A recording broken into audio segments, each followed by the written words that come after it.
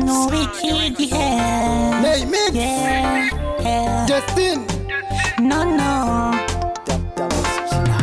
abantu b'iki gihe ntibifuza kubona ubundi ateye imbere, bifuza kaguma hasi ariko barihenda.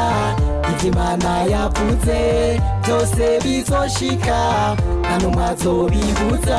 Abaririmbyi b'u Burundi n'abavuza ingoma bari mu rugendo rwo guteza imbere u Burundi, ariko abantu benshi bobo ntibabibona, ahubwo bibaza ko bari mu bacanganyikiwe.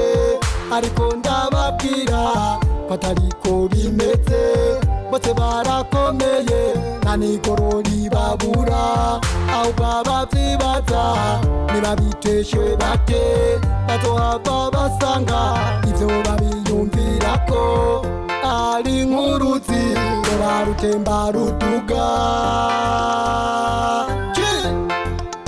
Naymix abantu b'iki gihe ntibifuza kubona ubundi ateye imbere, bifuza kaguma hasi ariko barihenda.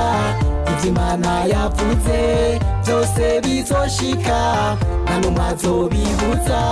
Bituma abantu bagoye reka genda bivuge, bavuga ntushoboye bakifuza kumenya nuko wewe wavutse, aho kuja kubaza mama wawe yakuvyaye, bakabibaza wewe nawe atavyo wimenyera.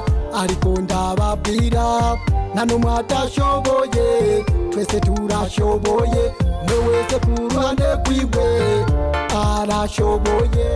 barazwishinga no kumenya ikubayeho, bashaka kukuvuga ubabera uruvugo, waronka bakababara, wabura bagashima. Wambara neza ngo Imana yamwibutse, wambara akabuzi pasi ngo amahera yaheze.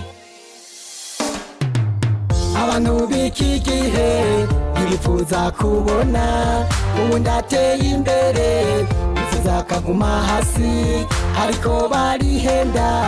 Ivy'Imana yavuze byose bizoshika, nta numwe azobibuza. Yeah, Naymix Justin ab'iki gihe nibavaye.